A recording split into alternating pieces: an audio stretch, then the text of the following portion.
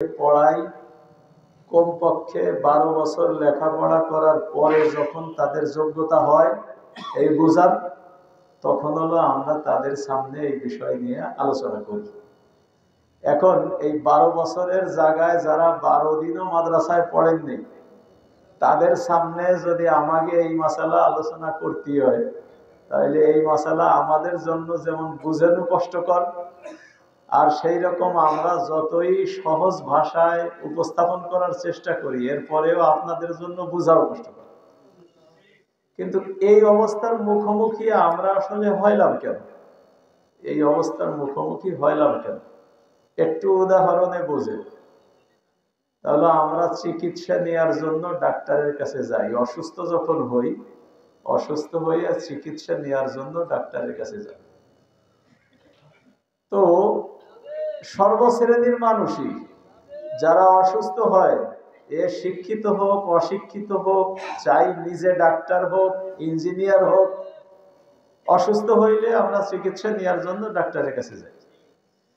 তো ডাক্তার আমাদের সিমটম সব দেখে, বয়ান বক্তব্য শোনে, প্রয়োজনে টেস্ট দেয়।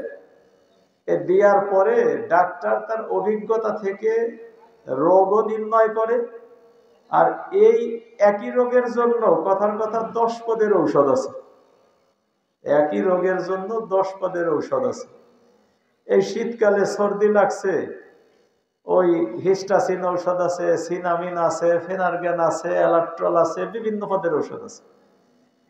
আমার জন্য কোনটা প্রযোজ্য হবে, কোন ঔষধটা আমি খাইলে কাজ হবে, নির্ণয় কি আমি করবো না ডাক্তার করবে? এখন ডাক্তার আমারে এই 5 পদের ঔষধের মধ্যে বা 10 পদের ঔষধের মধ্যে একটা ঔষধ লিখে দিল, আপনার সর্দি হয়েছে, আপনি এই ঔষধটা খান। এখন যদি আমি ডাক্তারের প্রশ্ন করি, এই রোগের জন্য তো আরো 9 পদের ঔষধ আছে, এই 9 পদের ঔষধের মধ্যে আপনি এই ঔষধটা আমারে দিলেন, বাকিগুলি দিলেন না, আর একটা আমার মধ্যে কাজ কেন করবে না, এটা কেন ভালো করবে, এই বিষয়টা দয়া করে আমার একটু বুঝাই দেন, আমি ঔষধ খাবো। নাকি বলেন? আমারে বুঝাই দেন, আমি ঔষধ খাবো। আর যদি আপনি আমারে বুঝাই দিতে না পারেন, তাহলে আপনার এই কথায় তো আমি ঔষধ খাবো। কারণ ডাক্তারের দ্বারা কি আসলে সম্ভব ওই লোকটারে এই ঔষধের কেন তার জন্য কার্যকর আর একটা ঔষধ কেন তার জন্য কার্যকর না, এ বুঝাই দেওয়া সম্ভব? আর ওই বুঝার যদি তার বুঝতে হয়, তাহলে একজন ডাক্তার যেমন পিছনের তার জিন্দেগির 20 বছর লেখাপড়া কইরে তারপরে যে বুঝছে, অভিজ্ঞতা টুক থুইয়াই দিলাম, ওর তো আগে ওই 20 বছর লেখাপড়া করতে হবে, তারপরে হলো ওরে বুঝানো সম্ভব। এখন যার গুড়ায় মোটে নাই লেখাপড়া, তারে যদি দইরা দেশের শ্রেষ্ঠ ডাক্তারও চেষ্টা করে এই ঔষধ কেন তার মধ্যে কার্যকর আর এর বিপরীতটা কেন এতটা কার্যকর না, বলেন ও ডাক্তারের পক্ষে সম্ভব ওরে বুঝাই দিয়ে? আমরা পড়ে গেছি এমন একটা ফেরায়। কথা কি বুঝছে? তার মানে জাগের যেটা কাজ না, জাগের যেটা কাজ না, সে সেইটার উপরে ব্যস্ত। আজ যে সমস্ত মানুষ এ কথা বলতেছে সহিহ হাদিস দেন, সহিহ হাদিস দেন, এর একজনকে যদি আপনারা একবারে ভালো আদর কইরেই জিজ্ঞেস করেন হাদিস সহি কি কারণে হয়, সহিহ হাদিস কারে কয় আর সহি কি কারণে হয়, এই বিষয়গুলি যদি তারে একটা একটা করে আমরা জিজ্ঞেস করি, যে সহিহ হাদিস কইয়ে কইয়ে যাকে মুখে ফেনা ওঠে, পুরো একটু সহিহ হাদিসটাই আগে বুঝাক যে সহিহ হাদিস এই জিনিসের নাম। দ্বিতীয় কথা হলো, যাদের বক্তব্য হলো মানুষের কোনো কথাই মানবে না, কুরআন সুন্নাহর কথাই কেবল মানবে, কোন হাদিসটা সহিহ আর কোন হাদিসটা জয়ীফ, ইয়াও কি রাসূল সাল্লাল্লাহু আলাইহি ওয়াসাল্লাম কয়ে গেছে? সংক্ষেপে একটু বোঝেন। রাসূল সাল্লাল্লাহু আলাইহি ওয়াসাল্লামের বাণীগুলি প্রথম যুগে সংরক্ষণ করা হয়েছে মুখস্থ। তার কারণ তখন রাসূল সাল্লাল্লাহু আলাইহি ওয়াসাল্লাম একটা নির্দেশ জারি করেছিলেন, লা তাকতুবু আন্নী গায়রাল কুরআন, কুরআন ছাড়া তোমরা আমার থেকে অন্য কিছু লেখো না। তার কারণ তখন ওহী নাজিল হচ্ছিল, একদিকে যদি কোরআন লেখা হয় আর একদিকে রসুলের বাণী লেখা হয়, তা কয়দিন পরে প্যাচ লাগবে কোনটা কোরআন আর কোনটা হাদিস। তার কারণ আল্লাহ রসুলের বাণী অনেক ক্ষেত্রেই একেবারে একই রকম, একেবারে একই রকম। বালদাতুন তাইয়্যিবাতুন ওয়া রাব্বুন গফুর, কোরআনে কারীমের একটা আয়াত। তামারাতুন তাইয়্যিবাতুন ওয়া মাউন তাহুর, হাদিসের বাণী। কথা কি বুঝছেন? একেবারে সেম, কোনটা আয়াত আর কোনটা হাদিস এটা তো বোঝার উপায় থাকবে না। এই জন্য রাসূল সাল্লাল্লাহু আলাইহি ওয়াসাল্লাম একটা সাময়িক নির্দেশ জারি করেছিলেন, লা তাকতুবু আন্নী গায়রাল কুরআন, কুরআন ছাড়া তোমরা আমার থেকে অন্য কোনো কিছু লেখো না। তো সাহাবায়ে কিরাম তখন লেখেন নেই। বিশেষ দুই একজন সাহাবা ইন্ডা ভিন্নভাবে একটু অনুমতি নিয়ে ছোট ছোট দুইটা একটা পাণ্ডুলিপি উন্ডা জমা করছিলেন। এছাড়া স্বাভাবিকভাবে হাদিস লেখা হইতো না, বরং মুখস্থ রাইখে তখন সংরক্ষণ করা হয়েছে। এবং এই অবস্থা প্রায় 100 হিজরি পর্যন্ত এমনই চলছে। হযরত ওমর বিন আব্দুল আজিজ রহমাতুল্লাহ আলাইহি, ওমরে সানি, উনি যখন খলিফা হইলেন তখন উনি যায় একটা রাষ্ট্রীয়ভাবে একটা নির্দেশ জারি করলেন যে রাসূল সাল্লাল্লাহু আলাইহি ওয়াসাল্লাম যে কারণে হাদিস লিখতে মানা করছিলেন সেই সমস্যা এখন দূর হয়ে গেছে। কুরআন আর নতুন নাজিল হচ্ছে না, এবং কুরআন হযরত আবু বকর সিদ্দিকের জামানায় পাণ্ডুলিপি আকারে কুরআন সংরক্ষণ করা হয়ে গেছে। এখন হাদিসের সাথে কুরআনের সঙ্গে প্যাচ লাগার কোনো সম্ভাবনা নাই। সুতরাং হাদিসকে যদি আমরা লিখিত আকারে সংরক্ষণ না করি তো পরবর্তীতে যে হাদিস খুঁজে পাওয়া যাবে না। এই জন্য উনি রাষ্ট্রীয়ভাবে তখন ব্যবস্থা গ্রহণ করছেন যে হাদিস সংগ্রহ করো আর হাদিস পাণ্ডুলিপি আকারে এটা জমা করো। তো তখন প্রথম এই যে দ্বিতীয় যুগ, এই দ্বিতীয় যুগে শুরু হয়েছে হলো রাসূল সাল্লাল্লাহু আলাইহি ওয়াসাল্লামের হাদিস যার মুখস্থর মাধ্যমে, লিখনির মাধ্যমে পাওয়া গেছে, এই সব কিছুকে একত্রিত করা হয়েছে। এইবার যাই হয়েছে হলো যে মুখস্থ যারা করছে আর এই 100 হিজরি পর্যন্ত যারা হাদিসগুলি পৌঁছাইছে, তো একজন মানুষ 100 হিজরি পর্যন্ত হাদিস পৌঁছায় নেই, কোন হাদিস 2 জন 3 জন 4 জনের মাধ্যম হইয়া এরপরে যে পৌঁছাইছে। এখন যে কয় ব্যক্তি এই হাদিসটা পর শুনছে, মুখস্থ রাখছে আর বর্ণনা করছে, সবার স্মৃতি শক্তি কি একরকম? সবাই সমানভাবে মুখস্থ রাখতে পারছে? পারেনি। স্মৃতি শক্তিও একরকম না, দিনদারিও একরকম না। কেউ দেখা গেছে নতুন কিছু বর্ণনা করতে পারলে নিজের ক্রেডিট বাড়ে। এই কারণে রাসূল সাল্লাল্লাহু আলাইহি ওয়াসাল্লামের নামে এমনও কিছু কথা বলে দিছে যে কথার আদৌ অস্তিত্ব নাই। তো তখন প্রয়োজন পড়ছে তা হলো কার সারা জীবনটা কেমন।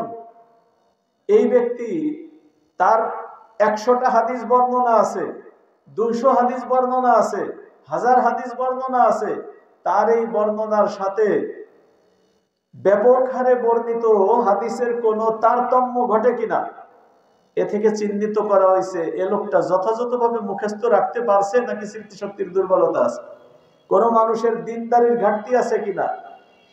এ খুব ভাবে এটাকে অনুসন্ধান করা হয়েছে। অনুসন্ধান করার পরে দেখেন লক্ষণীয় বিষয় যেটা আমি বলতে যাচ্ছি, অনুসন্ধান করার পরে একজন মানুষ হয়তো 70 বছর হায়াত পাইছে।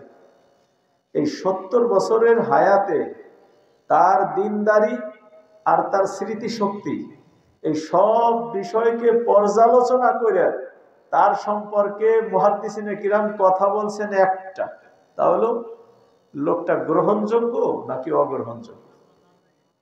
কথা কি বুঝছেন? এই একটা কথা বলা এটা কতটা টাফ, যে একজন মানুষের 70 বছরের জীবন, ওই মানুষটা কত জায়গায় রয়েছে, কত মানুষের সাথে তার বিচরণ।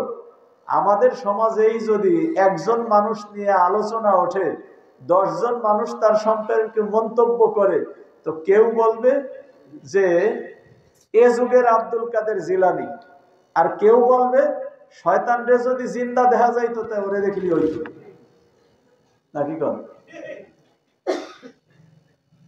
এইরকম একটা টাফ ব্যাপার। তো মুহাদ্দিসিনে কিরাম শতভাবে চেষ্টা করছেন এই মানুষের জীবনী সম্পর্কে একটা কথা বলতে, যে এই মানুষটা কেমন, এর উপরে ভিত্তি করছে তার হাদিসটা গ্রহণ করতে পারি কি পারি না।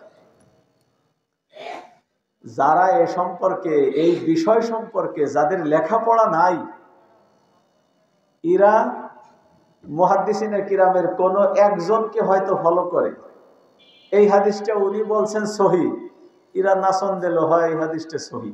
ওই মানুষের জীবনী সম্পর্কে তো আরো মুহাদ্দিসিনে কিরামের ভিন্ন মন্তব্য থাকতে পারে, সেই মন্তব্যগুলি সম্পর্কে এদের কোনো জানা নাই। এ নিয়ে যদি বুঝতে হয় তাহলে কমপক্ষে ওই দাওরায় হাদিস পাশ করার পরেও আরো লেখাপড়া করা লাগে। এখন যারা আদু মাদ্রাসার বারান্দায় আটে নেই, সেই মানুষদেরকে যদি আমাকে এই জিনিস বুঝাইতে হয় তাহলে কত কষ্টকর। এরা সহজ বুঝ একটা বোঝে। সহজ বুঝ কি? সেটা হলো বুখারী শরীফে যে হাদিস আছে ওইটা মানব, বুখারীর বাইরে আর যা আছে বড় জোর মুসলিম শরীফ, এর বাইরের হাদিস মানি না। একান্ত যদি তার পরে যাই তা সে আছে তার ভিতরে যা আছে এতটুকু মানি, এর পরের গুলি মানি না। একটা জিনিস বোঝেন, ইমাম বুখারী রহমাতুল্লাহ আলাইহি সে আছে তার লেখকদের মধ্যে উনি সবচাইতে মুরব্বী। এই মুরব্বী মানুষটার মৃত্যু হলো 256 হিজরি।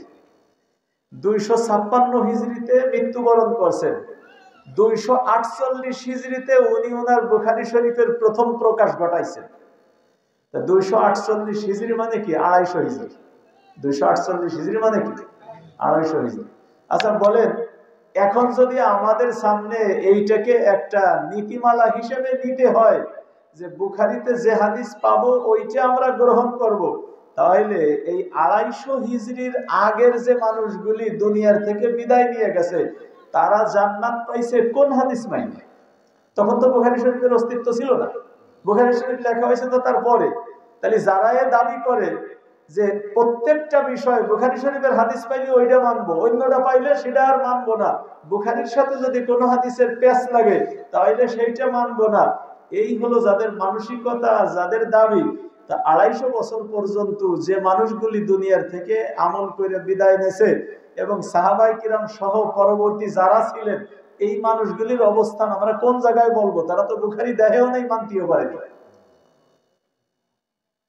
এরপরে কথা হলো ইমাম বুখারী রহমাতুল্লাহ আলাইহি উনি ওনার বুখারী শরীফ লেখছেন, উনি কইছেন মা আওরাতু ফি কিতাবি হাযা ইল্লা মা সাহহা, আমি আমার এই কিতাবের মধ্যে ওই হাদিসগুলি আনছি যে হাদিসগুলি সহিহ, যে হাদিসগুলি সহিহ। একটা বোঝেন, তাইলে হাদিস কি বুখারীতে আসার কারণে সহিহ হইছে নাকি সহিহগুলি দেখে বুখারীতে আনা হইছে? কথা বুঝতেছেন আপনারা? উনি নিজে কইছে, উনি এই লেখক নিজে কইছে আমি আমার কিতাবের মধ্যে ওই হাদিসগুলি আনছি যে হাদিসগুলি সহিহ। তাহলে বোঝা গেল হাদিস সহিহ জয়ীফ নির্ধারিত হয়েছে আগে, ইমাম বুখারী ওনার কিতাবের মধ্যে আনছেন হলো পরে। তাহলে বুখারীতে আসার কারণে হাদিস সহিহ হয় নেই, সহিহ হাদিস দেখে উনি ওনার কিতাবের মধ্যে আনছেন। আচ্ছা, যাদের কাছ থেকে উনি কিতাবে হাদিস আনছেন, যাদের কাছ থেকে উনি ওনার কিতাবে হাদিস আনছেন, তাকে যদি লেখা কোনো কিতাব থাকে তার মান বুখারীর চেয়ে নেমে যাবে কেন? কথা কি বুঝছেন? শুধু পার্থক্য হইছে ইয়া, ইমাম বুখারী রহমাতুল্লাহ আলাইহির উস্তাদ, উস্তাদের উস্তাদ, ইনাদের লেখা কিতাব আছে। ওনার উস্তাদ ইবনে আবি শাইবা, ইবনে আবি শাইবা আবু বকর মুহাম্মদ বিন আব্দুল্লাহ বিন আবি শাইবা। তো ইবনে আবি শাইবা তার লিখিত কিতাব আছে মুসান্নাফ ইবনে আবি শাইবা। ওনার উস্তাদের উস্তাদ আব্দুর রাজ্জাক বিন হাম্মাম, তার লিখিত কিতাব আছে মুসান্নাফে আব্দুর রাজ্জাক। ইনাদের কিতাবে যে সমস্ত হাদিস পাওয়া যায় সেই হাদিসগুলি ইমাম বুখারী কোনটা পাইছে তার উস্তাদ থেকে, কোনটা পাইছে উস্তাদের উস্তাদ থেকে। তাহলে ইমাম বুখারী এসে পরে উনাদের মাধ্যম হয়ে হাদিস বর্ণনা করছেন, ওনারা সেই হাদিস বর্ণনা করছেন লিখিত আকারে সংরক্ষিত হয়েছে আরো আগে, ওনারা সেইটাকে না নিয়ে বুখারীটাকে প্রাধান্য দিচ্ছেন। কেন? বুখারী তো ওনাদের থেকে চয়ন করে করে কিছু হাদিসের জায়গায় জমা করছে। এই হাদিস যদি নির্ভরযোগ্য সনদে তার আগের কিতাবে থাকে তাহলে ওটাকে অবজ্ঞা করতেছে কি কারণে এদের জানা নাই। এরা জানে হলো বুখারী শরীফ, এরা কোরআনের পরে সবচাইতে বিশুদ্ধ কিতাব, সেইটাকে মানে। এটা একটা দিব্যি, একটা ফল, একটা বিষয়। এই বিষয় সম্পর্কে না জানলে তাকে এই বিষয়ে বুঝেনো এটা অনেক কষ্টের জিনিস। তো যে কথা বলতেছিলাম যে এই সমস্যার মধ্যে আমরা পড়লাম, এর মূলে কারণ হলো এই যে যে বিষয় সম্পর্কে যার লেখাপড়া নাই সে বিষয় নিয়ে মাথা কামানো শুরু করছে। এই জাতীয় মানুষের করণীয় কি? প্রথম আমরা বোঝার চেষ্টা করি কোরআন শরীফ সম্পর্কে বা ইসলাম সম্পর্কে, হাদিস সম্পর্কে যারা বোঝে এক শ্রেণীর মানুষ, আর এক শ্রেণীর মানুষ হলো তারা পরিপূর্ণভাবে বোঝে না। আমরা দুইটা একটা আয়াতের একটু দিক নির্দেশনা নিয়ে আমাকে কথা গুছাই আনবো। তাহলে প্রথম কথা, দুনিয়ার সব মানুষ ইসলামী বিদ্যায় পারদর্শী হবে, এটা কি আল্লাহ তাআলার পক্ষ থেকে কোনো নির্দেশ আছে নাকি এ কথাটা ওদের বানান? আমরা এইটা সংক্ষেপে একটু বোঝার চেষ্টা করি। আল্লাহ তাআলা কুরআনে কারীমের মধ্যে একটা আয়াত নাজিল করছেন, ওমা কানাল মুমিনুন লিয়ানফিরু কাফা ফালাউলা নাফারা মিন কুল্লি ফিরকাতিন মিনহুম তায়ফাতুল লিয়াতাফাক্কাহু ফিদ-দীন ওয়া লিয়ুনজিরু কওমাহুম ইযা রাজাউ ইলাইহিম লাআল্লাহুম ইয়াহজারুন। আল্লাহ তাআলা বলতেছেন যে মুমিনরা সবাই যেন জিহাদে বের হয়ে না যায়, বরং কেন এদের বড় দল থেকে একটা ছোট দল তারা দ্বীনের গভীর জ্ঞান শিক্ষার জন্য বের হয়ে যায় না।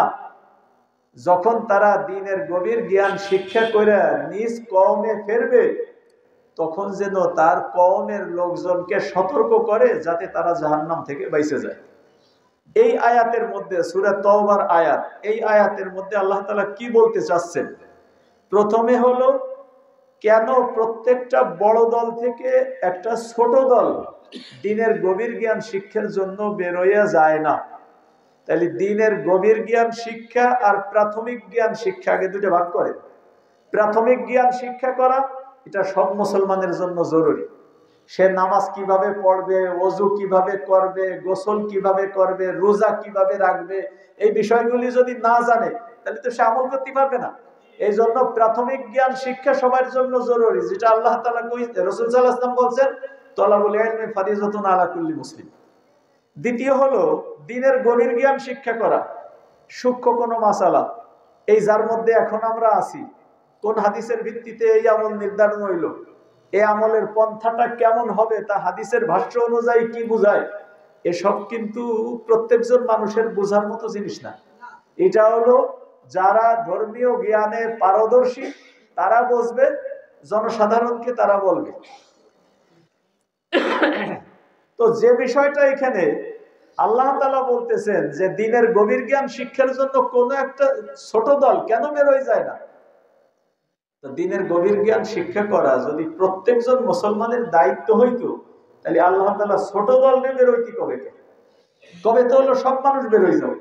যদি ধৈর্য নেই আমরা যে দ্বীনের গভীর জ্ঞান শিক্ষা করা যদি সব মানুষ শিক্ষা করুক, এটা আমরা চাই, বাস্তবে তা সম্ভব কিনা?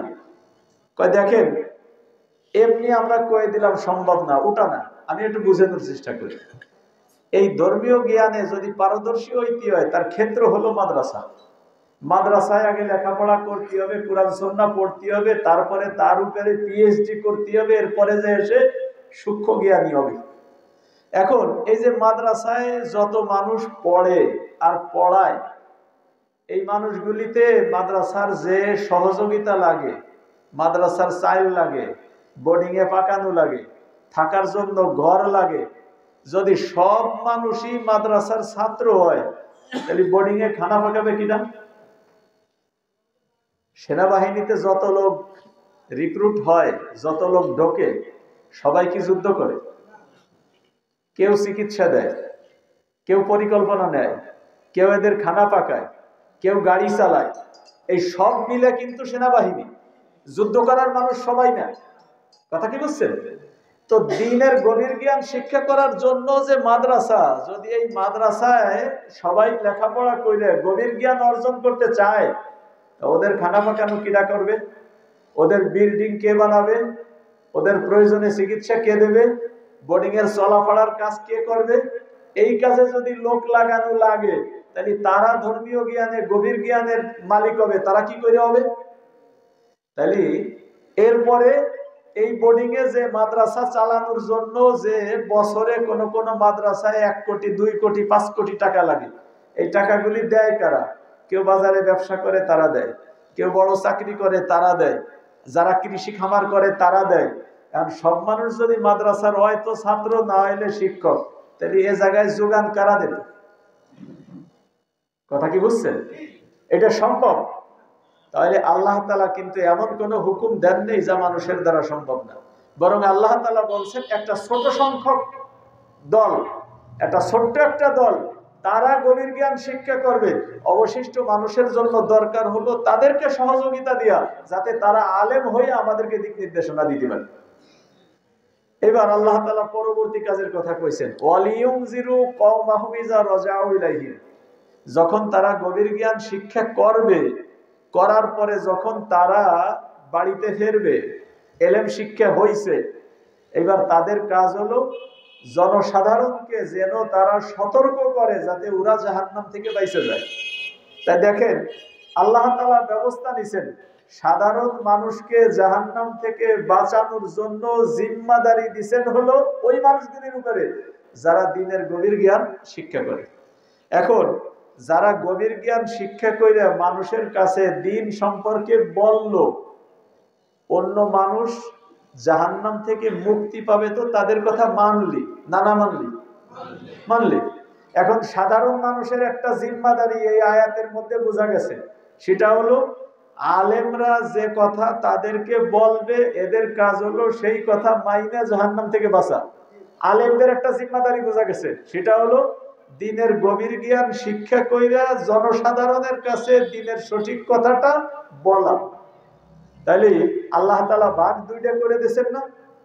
এখন এক ভাগের কাজ হলো তাদেরকে 12 বছর পড়াইয়া আমরা এই হাদিসগুলি তাদের সামনে কই, তাদেরকে বুঝাই। আর আরেক ভাগের কাজ হলো যারা জনসাধারণ, তারা হলো এই দিকটাকে তারা মাইনা নেবে, তারা আমল করবে, জান্নাত পেয়ে যাবে। এখন আমাকে যদি সেই যারা মাইনে নিয়ে আমল করে জান্নাত পাবে সেই শ্রেণীকে যদি দ্বীনের সূক্ষ্ম কথা আমাদেরকে বুঝাইতে হয়, তাহলে সূক্ষ্ম কথা বুঝেনু তাকে তারা সম্ভব না। আর যারা এর উপরে আমল করবে তারা ওই সূক্ষ্ম কথা যদি বুঝে নিজেরাই আলেম হয়, তা আর একজনের কথা মাইনে তারা আমল করবে কে? তারা তো নিজেরাই পারত। এই কারণে আল্লাহ তাআলা একটা নির্দেশ জারি করছেন, ইয়া আইয়ুহাল্লাযীনা আমানু আতিউল্লাহ ওয়া আতিউর রাসূল ওয়া উলিল আমরি মিনকুম। হে ঈমানদারগণ, তোমরা আল্লাহকে মানো, তার মানে কোরআনের উপর আমল করো। তোমরা রাসূলকে মানো, হাদিসের উপরে আমল করো। আর তোমাদের মধ্যে যারা উলুল আমর আছে তাদেরকে মানো। এই উলুল আমর কারা? এই আয়াতের ব্যাখ্যা হযরত ইবনে আব্বাস রাদিয়াল্লাহু তাআলা আনহুমা নিজে দিচ্ছেন। হযরত ইবনে আব্বাস, যাকে বলা হয় রইসুল মুফাসসিরিন, মুফাসসিরদের সর্দার, হুজুর আকরাম সাল্লাল্লাহু আলাইহি ওয়াসাল্লামের দোয়া প্রাপ্ত, হুজুর সাল্লাল্লাহু আলাইহি ওয়াসাল্লামের দোয়া প্রাপ্ত, যে রাসূল সাল্লাল্লাহু আলাইহি ওয়াসাল্লাম তাকে একটা দোয়া দিছিলেন, আল্লাহুম্মা আল্লিমহুল কিতাব ওয়া ফাক্কিহু ফিদ্দিন। আল্লাহ তুমি তাকে কিতাবের ইলম শিক্ষা দাও আর তাকে দ্বীনের ফিকহ দান করো। তো হযরত ইবনে আব্বাস রাদিয়াল্লাহু তাআলা আনহুমা উনি নিজের সংজ্ঞা দিচ্ছেন। আমি আপনাদের কাছে ওই সংজ্ঞাটা শুনেই, তাইলে আপনারা বুঝবেন যে কাদের দায়িত্ব এটা বুঝবেন। হযরত ইবনে আব্বাস রাদিয়াল্লাহু তাআলা আনহুমার ব্যাখ্যা, ইয়ানি আহলাল ফিকহি ওয়াদ দ্বীন ওয়া আহলা তাআতিল্লাহ আল্লাযিনা ইউআল্লিমুনা নাস মাআনিয়া দ্বীনিহিম ওয়া ইয়া'মুরুনাহুম বিল মারুফ ওয়া ইয়ানহাউনাহুম আনিল মুনকার ফাআওজাবাল্লাহু সুবহানাহু তাআতাহুম আলাল ইবাদ। ব্যাখ্যা দিয়ে হযরত ইবনে আব্বাস বলতেছেন যে ইনরা হলো আহলে ফিকহ ও আহলে দ্বীন, তার মানে দ্বীনদার এবং ফকিহ। ফকিহ বলা হয় হলো দ্বীনের গভীর জ্ঞানের অধিকারী যারা, তাদেরকে বলা হয় হলো ফকিহ, যাদের কাছে গবেষণার যোগ্য জ্ঞান আছে। তো উলুল আমর হলো ওই সমস্ত মানুষ যারা আল্লাহ তাআলাকে মানে এবং যাদের কাছে দ্বীনের সূক্ষ্ম জ্ঞান আছে। ইউআল্লিমুনান নাস মাআনিয়া দ্বীনিহিম, দ্বীনের ব্যাখ্যা বিশ্লেষণ মানুষদেরকে তারা বুঝাইয়া দেয়। ওয়া ইয়া'মুরুনাহুম বিল মারুফ ওয়া ইয়ানহাউনাহুম আনিল মুনকার, সৎ কাজের আদেশ দেয়, অসৎ কাজ থেকে ফিরাইয়া রাখে, এটা হলো তাদের জিম্মাদারি।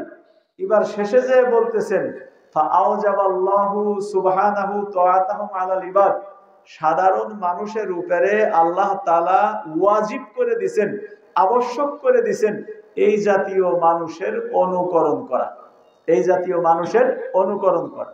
তার মানে হলো এখন এই যে বর্ণনাটা, এই বর্ণনাটা বিভিন্ন কিতাবের মধ্যে আসছে। তাফসিরে ইবনে আবি হাতেম হাদিস নম্বর হলো 5534, তাফসিরে ইবনুল মুনজির হাদিস নম্বর হলো 1929, তাফসিরে তাবারি হাদিস নম্বর হলো 9867। এসব জায়গায় এই কথাটা বর্ণিত হয়েছে। এখন এই যে উলুল আমর, যার ব্যাখ্যা দিলেন হযরত ইবনে আব্বাস, তোমরা এক নম্বর হলো কুরআন মানো, আল্লাহকে মানো, যে বিষয় সম্পর্কে কুরআনে কারিমে স্পষ্ট আছে ওই বিষয় সম্পর্কে কুরআনেরটা মানতে হবে। তাই এখন কুরআনে আবার এমন বিষয় আছে নাকি যেটা স্পষ্ট নাই? বলে এখন দেখেন, নামাজ পড়ার কথা আল্লাহ তাআলা কুরআনে কারিমের মধ্যে বলছেন, নামাজ পড়তে গেলে কিভাবে পড়তে হবে তার ব্যাখ্যা কুরআনে কারিমে আল্লাহ তাআলা দেন নেই। যাকাত আদায়ের নির্দেশ আল্লাহ তাআলা কুরআনে কারিমের মধ্যে দিয়েছেন, কিন্তু কতটুক সম্পদ, কি জাতীয় সম্পদ, কতটুক থাকলে যাকাত দিতে হবে, কত পার্সেন্ট দিতে হবে, এ বিষয় সম্পর্কে কুরআনে কারিমে কোনো আলোচনা নাই। তাহলে এই আলোচনাটা নিতে হবে কোন জায়গা থেকে? আল্লাহ তাআলা দ্বিতীয় স্টেপ করছেন, ও আতিউর রাসূল, তোমরা রাসূলকে মানো। তার মানে হলো এইবার যদি না পাই কুরআনে, তাহলে রাসূল সাল্লাল্লাহু আলাইহি ওয়াসাল্লামের কথা থেকে আমরা পরেরটা পাবো। এইবার আল্লাহ তাআলা বলতেছেন ওয়া উলিল আমরি মিনকুম, তোমাদের মধ্যে যারা উলুল আমর, ধর্মীয় বিষয়ে অভিজ্ঞ পারদর্শী, তাদেরকে মানো। এটা কোন ক্ষেত্রে? যে বিষয়ে কুরআনে কারিমের মধ্যে সুস্পষ্ট না, হাদিসের মধ্যেও এই বিষয়টা ভারী পরিষ্কার না, অথবা হাদিসের মধ্যে কিছুটা বৈপরীত্য পাওয়া যায়, এই রকম বিষয় যদি হয়, তো সেক্ষেত্রে তোমাকে সিদ্ধান্ত দেবে কে যে তুমি কোনটা মানবা? সেই সময় প্রয়োজন পড়বে তোমাদের মধ্যে যারা উলুল আমর, ধর্মীয় বিষয়ে যারা পারদর্শী, তারা তোমাদেরকে বলবে, তোমরা তাদের কথা মানবা। এখন একটা জিনিস সহজে বুঝে নেন, সেটা হলো এই যে আমরা যে ইমামদেরকে অনুকরণ করে তারপরে চলি, এই ইমাম মানাটা আসলে বিষয় কি? ইমাম মানার বিষয়টা হলো যে জনসাধারণ কুরআনে কারীম বোঝে না, জনসাধারণ রাসূল সাল্লাল্লাহু আলাইহি ওয়াসাল্লামের হাদিস আর কোনটা সহিহ কোনটা জয়ীফ এটা বোঝে না। তো যখন বোঝে না, তখন কি আল্লাহ তাআলার কাছে এই কথা বললে চলবে যে আমি যা বুঝছি তাই মানছি, নাকি সঠিকটা মানতে হবে? এবার সঠিকটা অনুসন্ধানের বুদ্ধিটা কি? হয়তো তার পারদর্শী আলেম হয়ে যায়, কি হবে? তা না হইলে উলুল আমর যারা আছে, পারদর্শী আলেম যারা আছে, তাদের কথা মেনে তারপরে কোরআন সুন্নাহর উপরে আমল করতে হবে।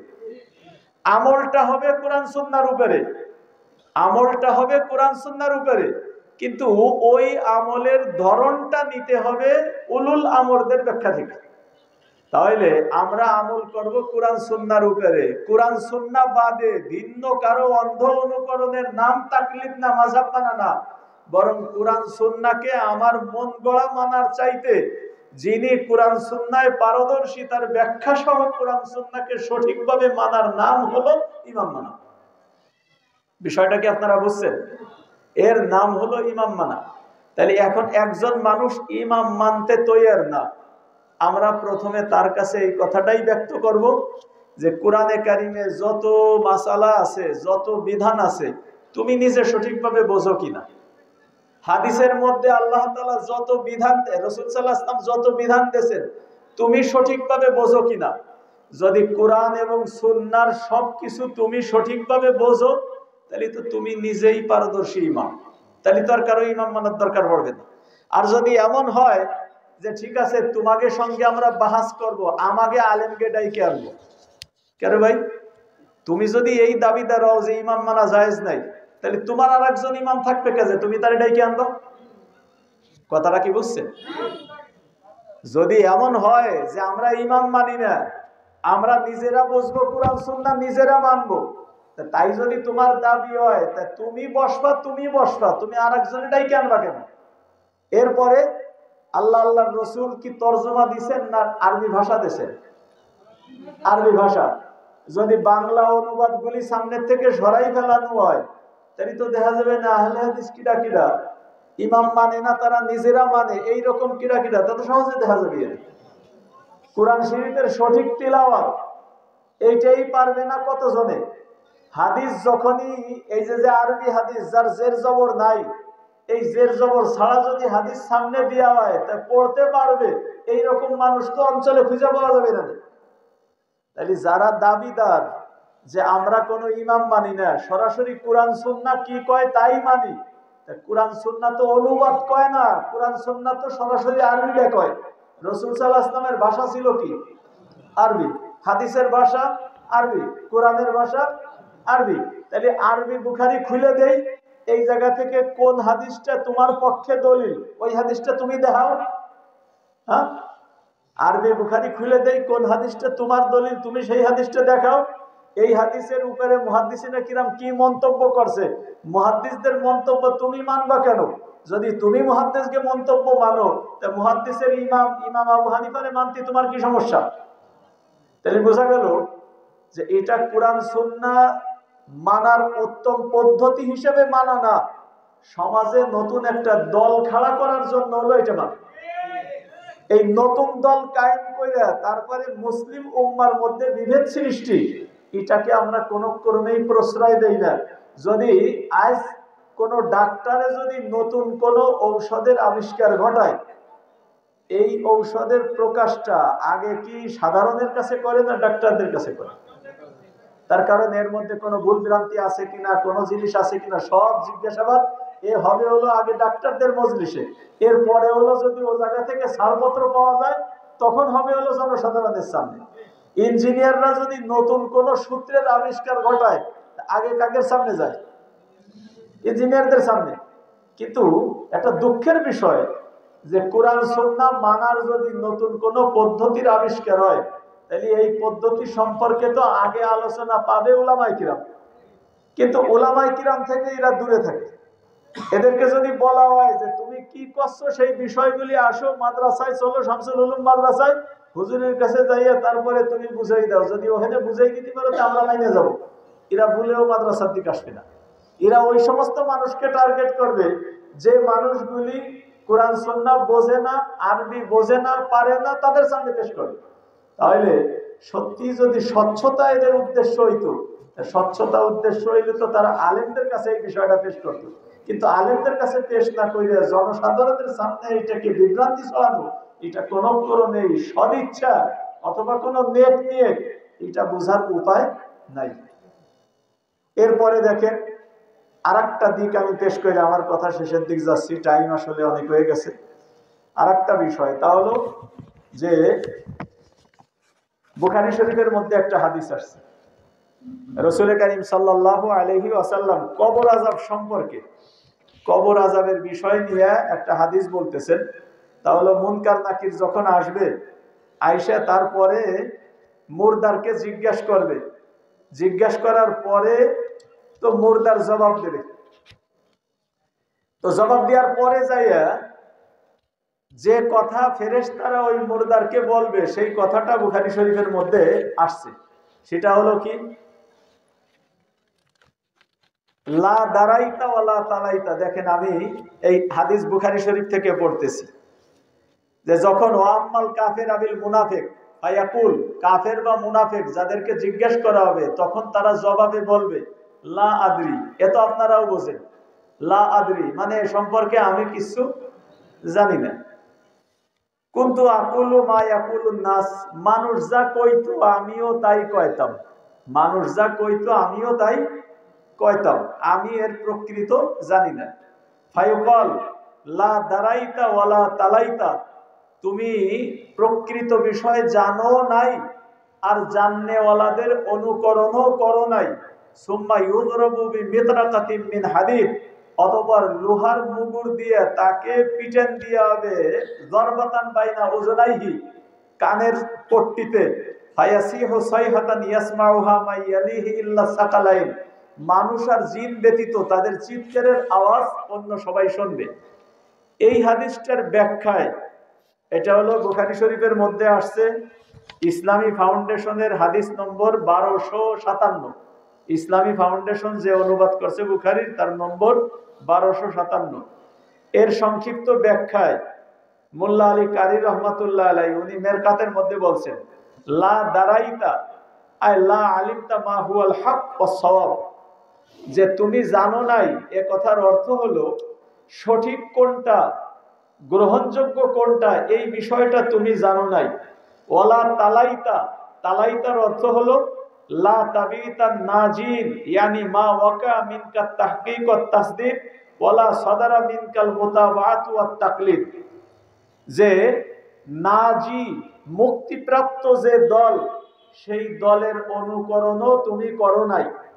এটাকে আরো ভালোভাবে করছে, অর্থাৎ তোমার থেকে তাহকিক তাসদীদ, কোন একটা বিষয়ে সঠিক অনুসন্ধান, এটাও যেমন হয় নাই, আবার জান্নেওয়ালাদের অনুকরণ করা, তাদের তাকলিদ করা, এটাও তোমার থেকে হয় নাই। এ হলো ফেরেশতার যে কথা, ওই কথার ব্যাখ্যা। অর্থাৎ ফেরেশতা তাদেরকে বলবে, তুমি প্রকৃত বিষয় সম্পর্কে জানো নাই, আর জান্নেওয়ালাদেরকে মানো নাই, এই কারণে তোমার শাস্তি। এখন বোঝেন, কবরের ওই আযাব থেকে যদি বাঁচতে হয়, তাহলে বুখারী শরীফ যে কথাটা এই কিতাবের মধ্যে বলতেছে, রাসূল করিম সাল্লাল্লাহু আলাইহি ওয়াসাল্লাম যে বিষয়টা বলতেছেন, তা হলো কবর আযাব থেকে বাঁচতে গেলে মাধ্যম দুইটা। একটা হলো দিন সম্পর্কে পরিপূর্ণভাবে নিজে বোঝা, যা ওই আয়াতে, সূরা তওবার আয়াতে আমি বলছিলাম, অর্থাৎ কিছু সংখ্যক লোক যারা দ্বীনের গভীর জ্ঞান অর্জন করে নিজেরা বুঝবে। দ্বিতীয় হলো ওয়ালা সাদারা মিনকা তাকলিদ, যে জান্নেওয়ালাদেরকে তুমি মানো নাই। ওই আয়াতের শেষ অংশের যে কথাটা, ওয়ালিয়ুনজিরু কওমাহুম ইযা রাজাউ ইলাইহিম লাআল্লাহুম ইয়াহযারুন, যে যখন তারা নিজ কওমে ফেরত যাবে, তাদের জিম্মাদারি হলো জনসাধারণকে সতর্ক করা, যাতে তারা জাহান্নাম থেকে বাইচে যায়। এই জাহান্নাম থেকে বাঁচার জন্য উলামায়ে কিরামের কথাকে মানাই হলো জাহান্নাম থেকে বাঁচার মাধ্যম। তাহলে না তোমরা নিজেরা বুঝলা, আর না বুঝনেওয়ালাদেরকে মানলা, এই এক কইয়া হলো লোহার মুগুর দিয়ে দেবে পিটান। এই পিটান থেকে বাঁচতে গেলে দল হলো দুইটা, হয়তো নিজেরা কোরআন সুন্নাহ সম্পর্কে গভীর জ্ঞান অর্জন করে নিজেরা বুঝবে, আর তা না হইলে যারা গভীর জ্ঞান অর্জন করে নিজেরা বসছে, বুঝনেওয়ালাদের কথাটা মানবে। এই দুই বাদ দিয়ে যদি কেউ 3 নম্বর দল হয়, না নিজে সঠিকটা বোঝে, না বুঝনেওয়ালাদেরকে মানে, তাহলে তার কপালে কি ঘটবে, এটা আপনারা বুঝতেছেন? কথা কি বলছেন?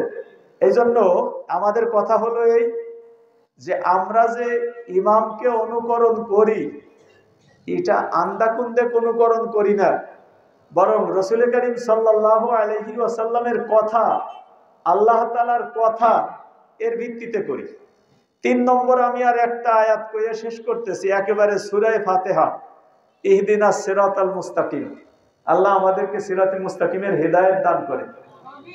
সিরাতে মুস্তাকিমের হিদায়াত পাওয়ার পন্থাটা কি, আল্লাহ তাআলা সেই বিষয় নিয়ে খুব সংক্ষেপে কইছেন, সিরাতাল্লাযিনা আনআমতা আলাইহিম গায়রিল মাগদুবি আলাইহিম ওয়ালাদ-দাল্লিন, যাদেরকে আপনি পুরস্কার দিবেন ওই সব ব্যক্তিদের পথ, এ হলো সিরাতে মুস্তাকিম। যাদেরকে আপনি পুরস্কার দিবেন ওই সমস্ত ব্যক্তিদের পথ, এটা হলো সিরাতে মুস্তাকিম। আচ্ছা, সিরাতে মুস্তাকিম দেখানোর জন্যই তো আল্লাহ তাআলা কোরআন নাজিল করছেন। সিরাতে মুস্তাকিম দেখানোর জন্যই তো রাসূল করিম সাল্লাল্লাহু আলাইহি ওয়াসাল্লামের জীবনের সব হাদিসগুলি। তাইলে কোরআনে কারীমের মধ্যে আল্লাহ তাআলা এই কথা বললেন না যে ইহদিনাস সিরাতাল মুস্তাকিম সিরাতাল্লাযী আরশাদা ইলাইকাল কুরআন, যে কোরআন তোমাকে যে পথ দেখায় এটাই হলো সিরাতে মুস্তাকিম। এ কথা না বইলে আল্লাহ তাআলা বললেন যে আপনি যাদেরকে পুরস্কার দিয়েছেন ওই পুরস্কার প্রাপ্ত ব্যক্তিদের পথ অনুকরণ করো, ওটা হলো সিরাতে মুস্তাকিম। তাই বোঝা গেল সিরাতে মুস্তাকিম পাওয়ার জন্য কোরআনের গবেষণা, এটা সর্বসাধারণের জন্য না। সর্বসাধারণের জন্য হিদায়াত পাওয়ার দিক হলো যারা দ্বীনের উপরে, কোরআনের উপরে সঠিকভাবে বুঝা শুনা আমল করছে, ওই সমস্ত মানুষের পিছু চলা, তাদের পথকে অনুকরণ করা, এটা হলো সিরাতে মুস্তাকিম। তাই সিরাতে মুস্তাকিম পাওয়ার জন্য সবার জন্য কি কাজ কোরআনের গবেষণা? সবার জন্য কি কাজ হাদিসের গবেষণা? না না। আর এই কোরআনের গবেষণার হাদিসের গবেষণা যারা কইরা সঠিক পথ বোঝে তাদের জন্য ওইটা।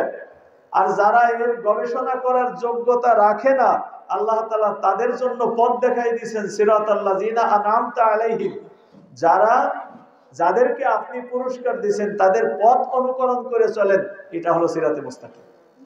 তাহলে এ কথা স্পষ্ট আল্লাহ তাআলা।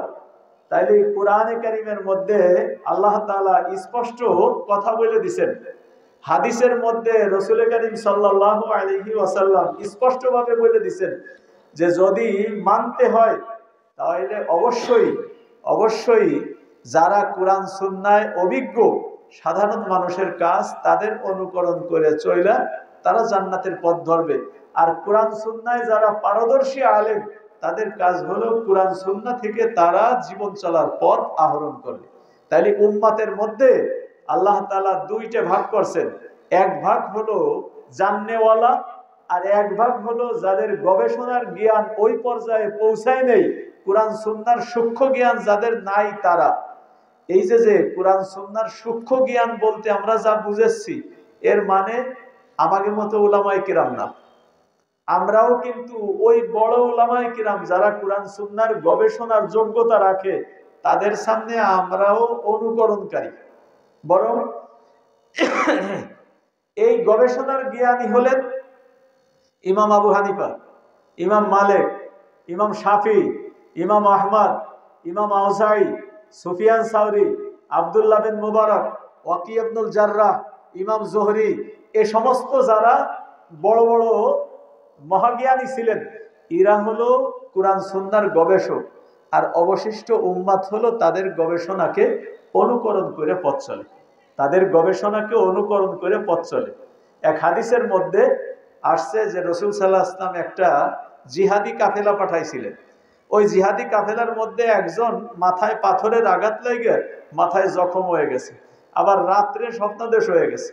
এখন উনি বলতেছেন অন্য কাকে যে আমি যদি গোসল করি তাতে আমার এই সমস্যা, কিন্তু আমার তো গোসল ফরজ হয়ে গেছে।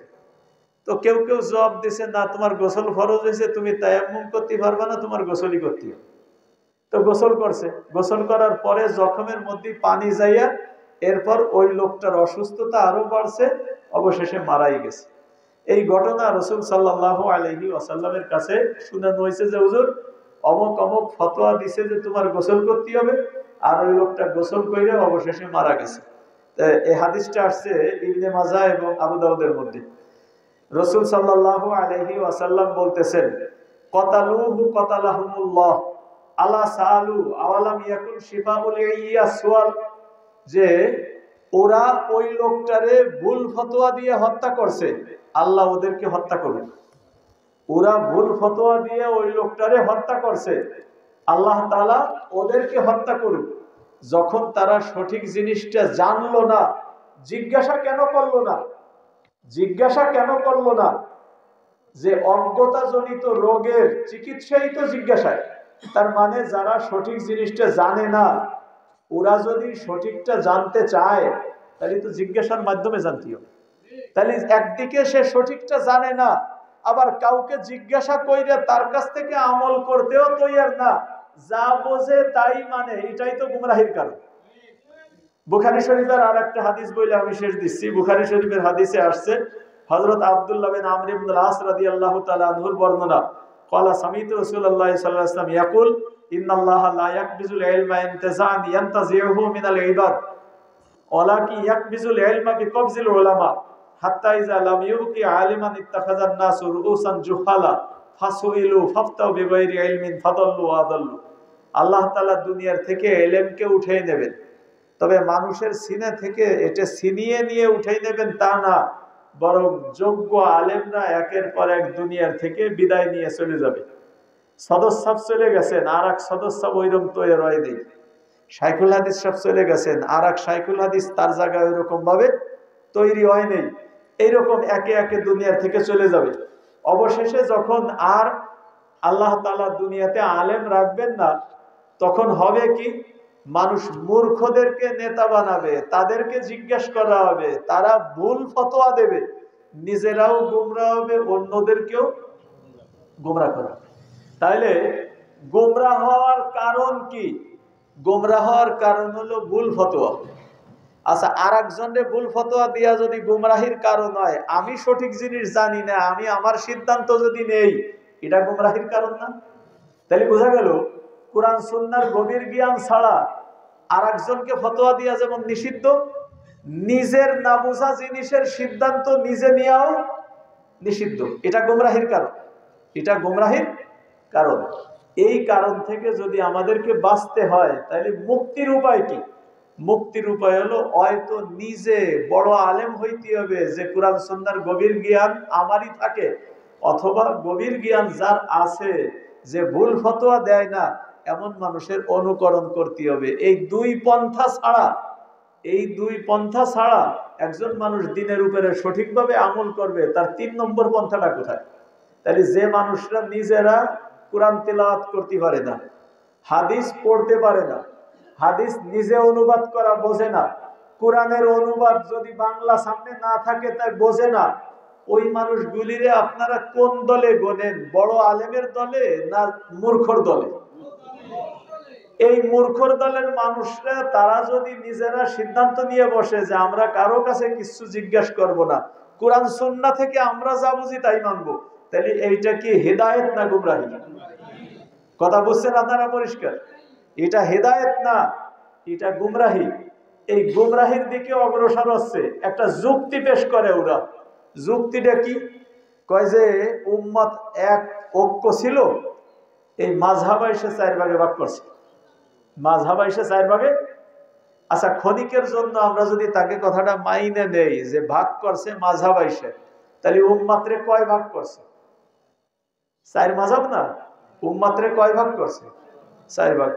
আচ্ছা, যদি আমরা এই সিদ্ধান্ত নেই যে আমরা কোনো মাযহাব মানবো না, আমি যা বুঝি আমি তাই মানবো, তাহলে আমার বুঝের মাযহাব আমার, আপনার বুঝের মাযহাব আপনার, তাহলে 200 কোটি মুসলমান থাকলে মাযহাব কয়টা হবে? তাহলে মাযহাব মানার মধ্যে উম্মতের ঐক্য বেশি না না মানার মধ্যে বেশি? মানার মধ্যে। কথা কি বলছেন? তাহলে ইরাক কষ্টে হলো যে উম্মতের মধ্যে আমরা অনৈক্য থাকতে দেব না, ঐক্য সৃষ্টি করব। আর এমন একটা পন্থা অবলম্বন করছে যে উম্মত এখন 4 গ্রুপ আছে, ওটা 200 কোটি গ্রুপে রূপান্তর হবে। ওই জন্য ওই যে আমাকে গ্রাম দেশে কয় না, সুইতে কয় যে জাজরির ফাঁসায় ফুটাকে। এ কথা বুঝছেন? সুইতে কি কয়? জাজরির ফাঁসায় ফুটাকে। তার মানে হলো উল্টা হয়ে গেছে কথাটা। জাজরি কয়, হ্যাঁ জাজরি কয় যে সুইর ফাঁসায় ছিদ্রকে। তার মানে হলো যার ফাঁসায় 1000 ছিদ্র, ও যদি সুইর 1 ছিদ্রওয়ালারে কয় তোমার ফাঁসায় ছিদ্রকে, তো অবস্থাটা যা ঘটনা হয়েছে তাই। আমরা যদি উম্মত ভাগ হয়ে থাকি, তো সর্বোচ্চ 4 ভাগ হয়েছি। আর যারা এর কোনোটারে মানে না, নিজের বুঝরে নিজে মানে, ওরা তো 200 কোটি ভাগে ভাগ হবে। 200 কোটি ভাগে ভাগ হবে, অথচ ভাগের দোষটা ফেলাচ্ছে আমাকে গাড়ে। দ্বিতীয় কথা বোঝেন, এই উম্মতের মধ্যে শাফি, হাম্বলি, মালিকি, হানাফি কি আজকের? এ তো সেই বহু কাল আগের থেকে। আজ পর্যন্ত কি শাফিকে বিরুদ্ধে আমাকে কোনো সেমিনার করা লাগছে? মালিকিকে বিরুদ্ধে কোনো সেমিনার করা লাগছে? আচ্ছা, ওরা কোনোদিন আমাকে বিরুদ্ধে করছে? করেনি। কিন্তু এই গ্রুপটা কারা? এই গ্রুপটা কারা যে মানুষে দেবে নামাজের দাওয়াত, ভাই নামাজ পড়ো। এরা করে কি? কয় দল্লিন আর জল্লিন নিয়ে মারামারি বাঁধায়। যাকে এই কারণে কিছু মানুষ কয় ভাই নামাজেই যাই না, দল্লিনের দলেও নাই, জল্লিনের দলেও নাই। তাহলে এ তো মানুষকে বিভ্রান্তি করার চেষ্টা। এই জন্য আমরা আশা করবো, এই সঠিক জিনিস যদি বোঝার হয়, আলোচনা করার দরবার হয়, তাহলে তোমাকে মধ্যে বুঝমান যারা আছে তাদেরকে আলোচনায় বসাও।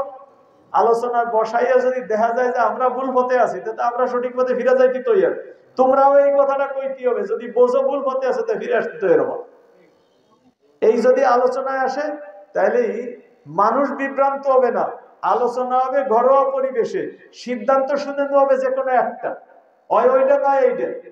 কিন্তু এই যে মানুষের মধ্যে বিভ্রান্তি ছড়ানো, আর এখন বুখারী শরীফের ব্যাখ্যা আমাকে বুঝাইতে হবে এমন মানুষদেরকে যারা কোনো সময় মাদ্রাসায় পড়ে নেই, আর এই বুঝাইতে যাইয়া নতুন করে আর একটা বিভ্রান্তি সৃষ্টি হবে।